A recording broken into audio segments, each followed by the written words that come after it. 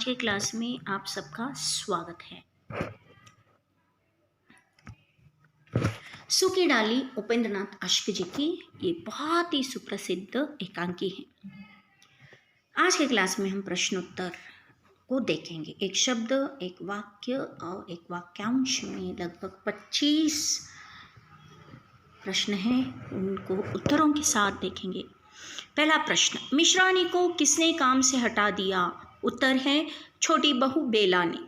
नौकरों से काम लेने के लिए क्या होनी चाहिए? उत्तर है तमीज। दादाजी का छोटा पोता परेश किस पद पर था? दादाजी का छोटा पोता परेश नायाब तहसीलदार पद पर था।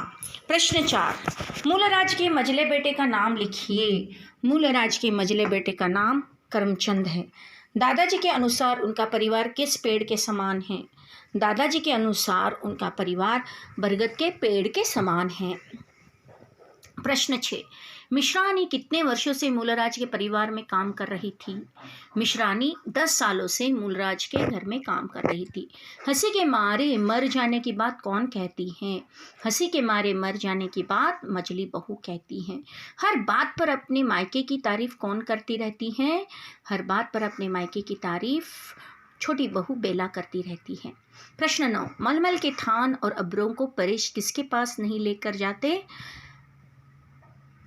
दादाजी के पास। वे मलमल के थान और अब्रों को परेश दादाजी के पास नहीं ले जाते। प्रश्न 10, हल्की सी खरोच भी दवा न लगने पर क्या बन जाती है? हल्की सी खरोच दवा न लगने पर भी बड़ा घाव बन जाती है।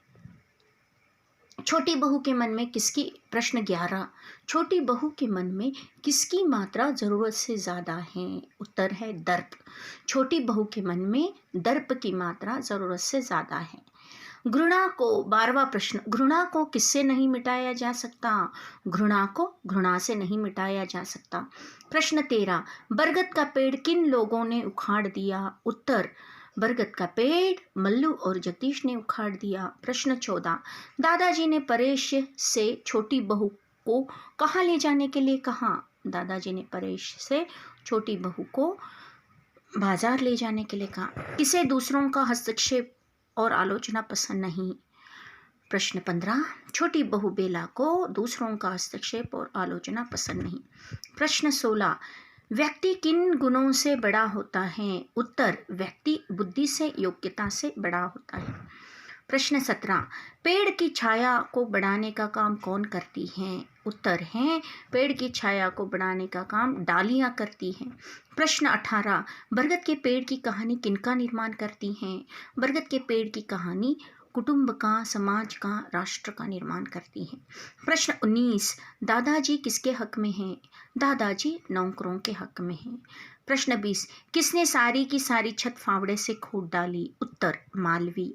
मालवी ने सारी की सारी छत फावड़े से खोद डाली। प्रश्न 21, बंसीलाल का लड़का गली के सिरे पर खड़ा क्या कर रहा है? बंसीलाल का लड़का गली के सिरे पर खड़ा दम खम ठोक रहा है। प्रश्न 22, बेला के अनुसार परिवार के सदस्य उससे किस प्रकार डरते हैं? बेला के अनुसार परिवार के सदस्य उससे किसी जैसे मुर्गी के बच्चे बाज से डरते हैं, उसी तरह बेला के अनुसार परिवार के सदस्य उससे डरते हैं। प्रश्न 23, दादाजी ने सबको क्या समझाया? दादाजी ने सबको बेला का आदर करना ये समझाया। प्रश्न 24, सूखी डाली के एकांकीकार का नाम लिखिए। सूखी डाली के एकांकीकार के नाम है उपेंद्रनाथ आशिक। दादाजी को किस कल्पना से सिरहन होने लगती है? दादाजी को पेड़ के से अलग होने वाली कल्पना से सिरहरण होने लगती है। सिरहरण होना, कांपना, डर लगना। हम यहाँ पर देखते हैं, पिछले हफ्ते में हमने सूखी डाली एक बड़ी सी एकांकी भाग 1 यानी दृश्य 1, दृश्य 2, दृश्य 3, इस तरह से हमने इस एकांकी को देखा है।